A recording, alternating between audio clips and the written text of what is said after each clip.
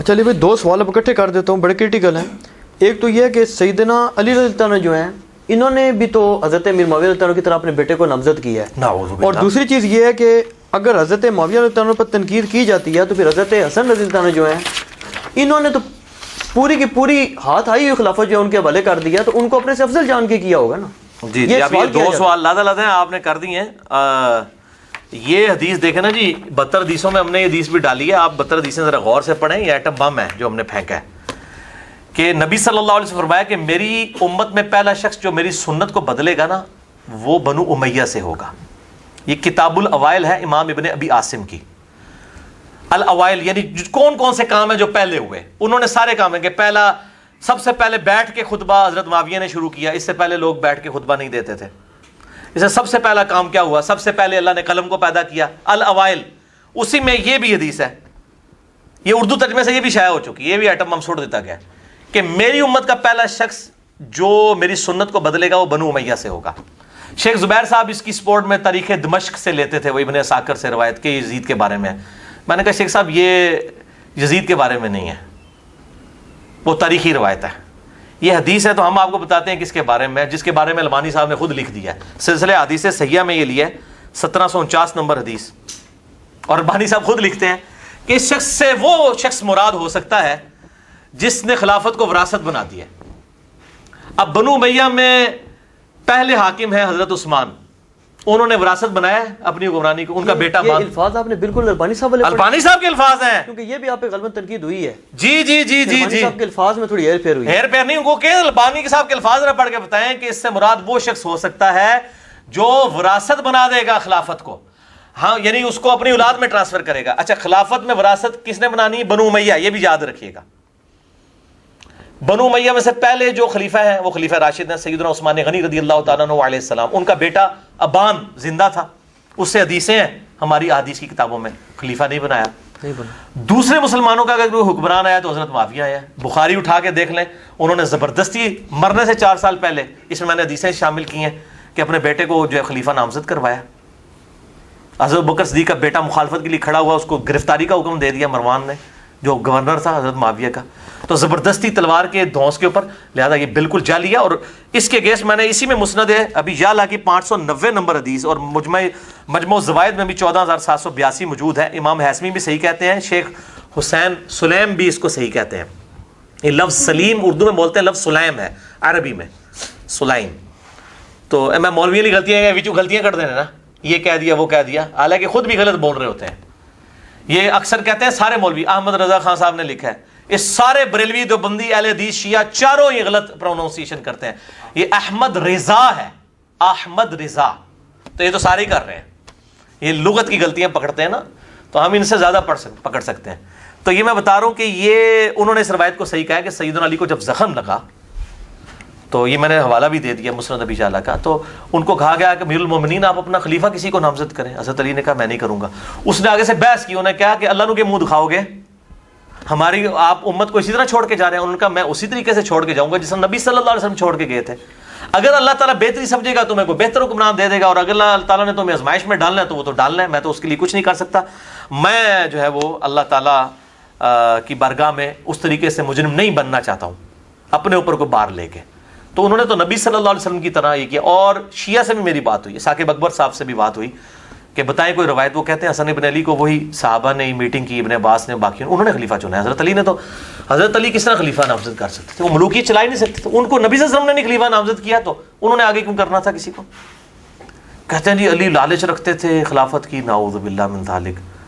اور وہ بخاری سے حدیث لے کے آتے ہیں. میں نے 55 میں بتایا کہ ابن عباس بن عبد المطلب نے کہا کہ علی آؤ نبی صلی اللہ علیہ وسلم سے خلافت کے بارے میں پوچھ لیتے ہیں، کیونکہ یہ مجھے نہیں لگتا آپ صلی اللہ علیہ وسلم اب اس بیماری سے زندہ بچیں گے. تو حضرت علی نے کہا کہ میں نبی صلی اللہ علیہ وسلم سے کبھی بھی خلافت کی ڈیمانڈ نہیں کروں گا، کیونکہ اگر اللہ کے نبی نے اس کا انکار کر دیا تو آپ صلی اللہ علیہ وسلم کی امت کبھی بھی بنو ہاشم میں کسی کو خلیفہ نہیں بننے دے گی. یعنی یہ بھی ڈر تھا. حضرت علی مینٹالٹی سمجھتے تھے نبی صلی اللہ علیہ وسلم کی. جو امین احسن اصلاحی اور غامدی صاحب لفظ استعمال کرتے ہیں نا، مزاج رسول سے آشنا، میں کہتا ہوں مزاج رسول سے سب سے زیادہ آشنا سیدنا علی رضی اللہ تعالیٰ عنہ تھے. اچھا اس میں مجھے ضمناً ایک بات یاد ہے. مجھے اگلے دن ایک اہل تشیع بھائی نے کال کی، سنی بھی اکثر پوچھتے ہیں کہ حضرت علی اتنے عرصہ ساتھ رہے، ان سے حدیثیں کم ہیں اور حضرت ابو ہریرہ سے زیادہ ہے فلاں سے. میں بتا دوں اللہ کے بندو، حضرت علی سے صرف کام نہیں ہے، حضرت ابوبکر سے بھی حدیثیں کم ہے، حضرت عمر سے بھی کم ہے. حضرت علی سے حدیثیں کم اس لیے ہیں کہ ان کو حدیثیں بیان کرنے کی ضرورت ہی نہیں تھی، وہ خود سراپا سنت تھے، وہ خلیفہ راشد تھے، وہ کوئی ریکارڈ کیپر تو نہیں تھے نا. یہ تو ریکارڈ کیپنگ والا کام ہے نا جو ٹرانسلیشن آگے امت تک پہنچایا. وہ تو خود چلتے پھرتی چیز تھے. صحیح بخاری اٹھا کے دیکھیں کہ جب سیدنا علی خلیفۃ المسلمین تھے، وہ کوفے میں نماز پڑھنے کے بعد چبوترے پہ بیٹھ کے شام تک لوگوں کو مسائل بتایا کرتے تھے. اور اسی میں حدیث ہے بخاری کی جو ڈاکٹر طاہر قادری صاحب نے دھرنے میں سنائی جب انہوں نے کھڑے ہو کے پانی پیا. وہ حدیث وہی، اس کے الفاظ ہی ہیں کہ حضرت علی چبوترے پہ بیٹھتے تھے. ایک دن انہوں نے وضو کیا، لوگوں کو وضو کا طریقہ سکھایا، صحیح بخاری میں. اور اس کے بعد وضو کا بچا ہوا پانی کھڑے ہو کر پیا اور کہا کہ میں نے دیکھا ہے کہ تم میں سے کچھ لوگ کھڑے ہو کے پانی پینے کو معیوب سمجھتے ہیں، جبکہ میں نے نبی صلی اللہ علیہ وسلم کو اس طرح بھی پانی پیتے ہوئے دیکھا ہے. تو وہ تو سراپے سنت تھے. حضرت علی ہوں، حضرت ابوبکر ہوں، عثمان ہوں، حضرت عمر ہوں، وہ سراپا سنت تھے. اگر ان سے کہیں پر غلطی ہوتی تھی نا تو پبلکلی پوائنٹ آؤٹ ہو جاتی تھی. عام سے ابھی غلطی کرے وہ پوائنٹ آؤٹ نہیں ہوتی، لیکن حکمران جب غلطی کرتا ہے پوائنٹ آؤٹ ہوتی ہے.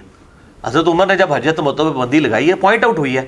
حضرت عثمان نے بھی لگا دی تھی، یہ چھپاتے ہیں، بخاری مسلم دونوں میں حدیث ہے. حضرت عثمان نے جب حج تمتع پہ پابندی لگائی تو حضرت علی نے حضرت عثمان کو خط لکھا جو بخاری اور مسلم دونوں میں اس خط کا متن ہے کہ میں آپ کی وجہ سے نبی صلی اللہ علیہ وسلم کی سنت نہیں چھوڑ سکتا. یہ آپ کو ترمذی کا والا دیتے ہیں نا، حضرت عمر والا حج تمتع کا، عبداللہ بن عمر کا. وہ عبداللہ بن عمر نے حضرت عمر کی زندگی میں مخالفت نہیں کی ہے، وہ بعد میں ہی کی ہے. ہمیں بھی پہلے غلطی لگی تھی کہ وہ شاید زندگی میں کی ہے، لیکن حضرت عثمان کی زندگی میں بخاری اور مسلم میں موجود ہے کہ حضرت علی نے اختلاف کیا، ان کا یہ کام یہ غلط ہے. اور دیکھیں امت نے کس طرح خلفائے راشدین کی یہ کام شروع کیے ہوئے کو بھی امت نے ریجیکٹ کر دیا. حضرت علی نے اس حج تمتع کو ایسا بحال کیا کہ آج پوری امت حج تمتع کرتی ہے، اور کسی کو خواب میں بھی نہیں آتا کہ حج تمتع نہیں کرنا چاہیے. امت میں 99% لوگ حج تمتع کرتے ہیں، جو سعودی عرب کے علاوہ جتنے لوگ ہیں. قران تو وہاں کے لوگ کرتے ہیں، یا دوسرا حج افراد جو ہے وہ وہاں کے لوگ کرتے ہیں. تو خلفائے راشدین چلتی پھرتی خود تصویر تھے، ان کو تو دیکھ کے سنت ٹرانسفر ہوئی ہے. باقی جہاں پہ غلطی ہوتی تھی پوائنٹ آؤٹ ہوتی تھی. حضرت عمر کی میں نے بتائی، میں حضرت علی کی بھی بتا دیتا ہوں. صحیح بخاری میں آتا ہے انہوں نے مرتدین کو زندہ جلوا دیا تو ابن عباس نے کہا امیر المومنین نبی صلی اللہ علیہ وسلم نے اس سے منع کیا ہے، یہ آگ کا عذاب صرف اللہ ہی اپنی مخلوق کو دے سکتا ہے. تو جامعہ ترمذی میں آگے الفاظ ہیں، اسی حدیث کا ایک طریق ترمذی میں ہے کہ انہوں نے کہا کہ مجھے اس بات کا نہیں پتا تھا، میں رجوع کرتا ہوں. تو خلیفہ راشد سے بھی غلطی ہو سکتی ہے، لیکن اس کی سنت کو اس لیے پکڑنے کے لیے کہا گیا ہے کہ اس کی سنت، اس کی غلطی پوائنٹ آؤٹ ہو جائے گی. وہ پھر جب پوائنٹ آؤٹ ہوگی وہ دور کرے گا، وہ اجماع امت بن جائے گا. اجماع پہ مسئلہ نمبر 31 میں نے بات کی ہے کہ یہ صرف خلفائے راشدین کے بارے میں ہے کہ ان کی سنت، یہ باقی ساری جھوٹی اور جعلی روایتیں ہیں. میرے صحابہ ستاروں کی مانند ہے، جس کی بھی پیروی کرو. شیخ البانی بھی، شیخ زبیر صاحب بھی، سارے علماء اس کو جھوٹی روایت کہتے ہیں. سارے صحابہ کیوں؟ خلفائے راشدین. اور باقی سارے صحابہ اس وقت جب خلفائے راشدین سے یا باقی صحابہ سے ان کا اختلاف نہ آئے. جب اختلاف آئے گا پھر جمہور کی رائے دیکھی جائے گی. وہ بھی ہیں، لیکن اس صورت میں اجماع صحابہ جو ہے حجت ہے. اور خلیفہ راشد جب کرے گا تو اجماع صحابہ ہوگا. انڈیویجولی تو صحیح بخاری میں آتا ہے عبداللہ ابن مسعود نبی صلی اللہ علیہ وسلم کی وفات کے بعد بھی تطبیق کرتے تھے، رکوع میں ہاتھ یوں باندھتے تھے. باقی صحاب جو ہیں اور تابعین کو مارتے تھے جو گھٹنے پہ ہاتھ رکھتے تھے. پھر سعد ابن ابی وقاص کے الفاظ ہیں مسلم میں کہ ہمارے بھائی ابن مسعود کو نہیں پتا یہ منسوخ ہو چکا ہے. ٹھیک ہے، تو اس طریقے آپ کو کہنے جی وہ اس طریقے سے ابن مسعود کے بارے میں بخاری میں آتا ہے وہ علی نبی پڑھتے تھے، السلام علیکم ایھا النبی کو. لیکن امت نے نہیں اس کو ایکسیپٹ کیا. خود انہوں نے بھی جو تشہد سکھایا وہ ایھا النبی، یہ ان کا تفرد ہے، امت نے نہیں ایکسیپٹ کیا. کیونکہ آپ صلی اللہ علیہ وسلم کی زندگی میں بھی جو لوگ مدینے میں مسجد نبوی میں پڑھتے تھے ان کے لیے تو ایھا النبی ثابت ہو گیا، لیکن جو مکے میں پڑھ رہے تھے وہ علی نبی پڑھتے تھے. ایھا النبی نہ یہ تو واقعہ معراج کا یہ وہ قصیدہ ہے جو لوگ کہتے ہیں نہیں واقعہ معراج کی گفتگو جھوٹ ہے، کہیں بھی نہیں لکھا ہوا کسی حدیث میں. یہ تو نبی صلی اللہ علیہ وسلم نے بخاری اور مسلم میں آتا ہے کہ قرآن کی آیات کی طرح تشہد تعلیم فرمایا امت کو. تو یہ السلام علیکم ایھا النبی سے کوئی حاضر و ناظر ثابت نہیں ہوتا، یہ ہمارا سلام ہے. بخاری مسلم کے الفاظ ہیں، جب تم پڑھو گے اللہ تمہارا سلام پہنچا دے گا. اگلے الفاظ نہیں ہے بریلوی پڑھ کے سناتے ہیں کہ اللہ پہنچا رہا ہے، ہم بالکل یا رسول اللہ پڑھ رہے ہیں نماز کے اندر، پہنچاتا ہے اللہ تعالیٰ. تو یہ اس طریقے سے یہ دھوکہ بازی والا معاملہ کرتے ہیں، تو اس میں احتیاط کرنی چاہیے. ٹھیک ہو گیا جی. اچھا، اس میں آپ کو ضمن بتا دوں، یہ اگر جھوٹی تعویلیں کرنے پہ آ جائے نا تو یہ جو آپ نے حضرت علی کے جلانے والا مسئلہ بتایا نا مرتدین کو، یہ نصیریوں نے دلیل بنائی ہوئی ہے نعوذ باللہ الہ ہونے کی. نہیں وہ تو اچھا، اور اس میں اب آگے لیکن وہ انہوں نے رجوع کر لیا نا، دلیل کہاں سے رہ گئی. اچھا، اس میں علی بھائی ایک اور جو سوال آپ سے کیا تھا وہ رہ گیا کہ حضرت امیر معاویہ رضی اللہ عنہ کو حضرت امام حسن، اور اس پہ عرفان شاہ مرزی صاحب ایک مناظرہ بھی بڑا مشہور ہے، وہ میرا خیال ہے کسی مقدس، اچھا ہاں وہ میں سوال ہے وہ چھوڑ دو، مجھے سمجھ آ گئی، وہ آپ نے کہا تھا کہ وہ آپ نے اس میں سوال کر دیا تھا پہلے، یعنی وہ سارے معاملات کہ جانتے ہیں انہوں نے کیا؟ صلح حسن کیوں ہوئی تھی، جی ٹھیک ہے جی، تو وہ حضرت حسن کے کھاتے میں ڈال دیتے ہیں۔ میرے بھائی حضرت حسن نے اس لیے صلح کی تھی کہ حضرت معاویہ وہ کچھ کرتے جس کی بنیاد پہ قاتلین عثمان کا مسئلہ، تو ذرا یہ ہمیں ناسبی بتا دیں کہ حضرت معاویہ کے 20 سالہ دور میں کون سے تختہ دار پہ قاتلین عثمان چڑھائے گئے ہیں، ٹھیک ہے۔ میں یہ سمجھتا ہوں کہ حضرت حسن کی صلح جو ہے نا، یہ اگر نہ ہوتی تو حضرت حسین کی قربانی رائے گاں جاتی، کیونکہ اس 20 سالہ دور نے بتا دیا کہ معاملات کہاں پر خراب ہوئے ہیں۔ حضرت حسن نے صلح کی تھی شرائط کے اوپر، وہ شرائط نہیں بتاتے، اہل سنت کی تمام جتنی معتبر تاریخ کی کتابیں ہیں، ایون حدیث کی جو شرح کی کتابیں ہیں نا، سب سے مشہور کتاب جو ہے فتح الباری ہے، صحیح بخاری کی شرح، ابن حجر اسقلانی، المتوفی 852 ہجری، یہ میں نے 72 حدیثوں میں بھی ڈالا ہے۔ ایڈا بم سوٹ دیتا ہے نا ناسمی ہوتے، یہ قیامت تک روون گے، اس میں سب کچھ ڈالا ہوا ہے میں نے۔ صلح حسن والی حدیث بخاری سے ڈالی ہے 7109۔ آپ صلی اللہ علیہ وسلم نے فرمایا تھا یہ میرا بیٹا سید ہے، گود میں اٹھا کے، اس کی وجہ سے مسلمانوں کے 2 گروہوں میں صلح ہوگی، اس کی وجہ سے، اس کی وجہ سے۔ تو یہ تو نہیں کہا کہ معاویہ کی وجہ سے صلح ہوگی، قربانی کس نے دی؟ حسن ابن علی نے، اس کی وجہ سے صلح، یہ قربانی کرے گا، اپنی مسند چھوڑ دے گا جس پہ امت نے چنا تھا، تو انہوں نے صلح کی، اس کے ساتھ شرائط 7109 نمبر حدیث بخاری فتح الباری میں اس کی آپ پڑھ لیں، وہ ساری شرائط تھیں، اور کئی شرائط ہیں، موٹی موٹی شرائط میں نے اس میں لکھی ہیں، الاستیاب ابن عبد البر کی کتاب میں موجود ہے، الاصابہ ابن حجر اسقلانی کی 8000 صحابہ کی جو اسد الغابہ کی انہوں نے شرح لکھی ہے الاصابہ، اس میں موجود ہے، البدایہ والنہایہ ابن کثیر میں موجود ہے، اور فتح الباری میں اسی حدیث 7109 کے تحت جس میں کہتے ہیں نہیں حسن نے پیسے لے کے صلح کی ہے، وہ الفاظ تو پڑھیں کہ انہوں نے کس طرح، انہوں نے پورے الفاظ اس میں کلیئر کیا، بھی ٹائم نہیں جس کو شوق ہو یہ پڑھے، پیسے لے کے صلح کی ہے، وہ تو انہوں نے ساری کے سارے معاملات کو پوائنٹ آؤٹ کیا ہے کہ اس وقت کیا ہو رہا تھا، کس طریقے سے گورنر جو ہے وہ خریدے جا رہے تھے۔ بہرحال یہ صلح کی شرائط سنیں۔ نمبر 1، حضرت معاویہ اللہ کی کتاب، رسول اللہ صلی اللہ علیہ وسلم کی سنت اور خلفائے راشدین کے طریقے کے مطابق نظام میں حکومت چلائیں گے۔ چلایا انہوں نے نظام حکومت؟ اللہ کی کتاب کے مطابق چلایا؟ صحیح مسلم میں پڑھ کے سنا دیتا ہوں، آپ تو یہ کریٹیکل حدیث ہے نا، لہٰذا میں مسلم سے سناتا ہوں کہ اللہ کی کتاب کے مطابق چلا ہے کہ نہیں۔ صحیح مسلم 4776، عمر بن عاص کو آ کے ایک بندہ کہتا ہے، بڑی لمبی حدیث ہے کہ آپ ہمیں اطاعت امیر کے اوپر حدیثیں سناتے ہیں، اور آپ کے چچا کا لڑکا معاویہ ہے جو ہمارا حکمران ہے، یہ تو ہمیں کہتا ہے کہ ہم لوگوں کو ناحق قتل کریں اور لوگوں کا مال ناحق طریقے سے ہڑپ کریں، جبکہ اللہ تعالیٰ سورۃ النساء کی آیت نمبر 29 میں کہتا ہے کہ اے ایمان والو، لوگوں کا مال ناحق طریقے سے ہڑپ مت کرو اور ایک دوسرے کو قتل مت کرو۔ اب بتائیے ہم اللہ کی مانیں یا معاویہ کی مانیں؟ یہ صحیح مسلم ہے سنابلی صاحب، یہ جھوٹی تاریخ نہیں ہے حکمرانوں نے لکھوائی ہوئی، صلاح الدین یوسف صاحب کے لیے بھی ہے، 4776 صحیح مسلم۔ تو عمر بن عاص نے بھی سر جھکا لیا، خاموش ہو گئے تھوڑی دیر کے لیے، پھر کہا جی معاویہ کی اطاعت کرو اللہ کی اطاعت کے اندر اندر، اور جس میں وہ اللہ کی اطاعت سے باہر ہو تم اس کی نافرمانی کرو۔ تو یہ پہلی شرط کا میں نے آپ کو انجام بتا دیا کہ جی کتاب اللہ اور سنت کے مطابق، کتاب اللہ کے مطابق عمل ہوا۔ اچھا جی، دوسرا، اپنے بعد کسی کو جانشین مقرر نہیں کریں گے اور امت کو خلیفہ کے لیے انتخاب کو شورا پہ چھوڑیں گے، یہ بھی خلفائے راشدین کی سنت تھی، چھوڑی۔ بخاری اٹھا کے دیکھ لیں کہ اپنی زندگی میں تلوار کی زور کے اوپر اور زبردستی جو ہے وہ بیعت لینا شروع کر دی۔